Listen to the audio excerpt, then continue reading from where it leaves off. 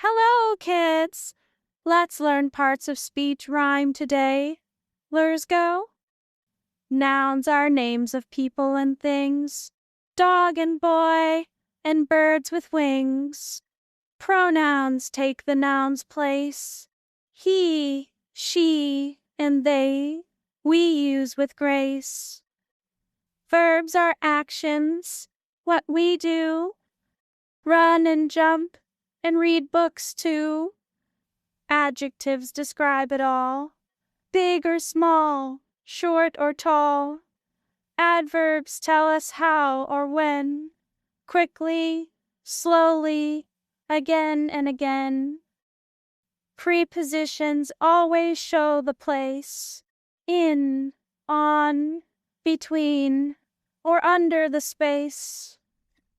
Conjunctions join words together. And, but, or, for, together. Interjections show emotions and surprise.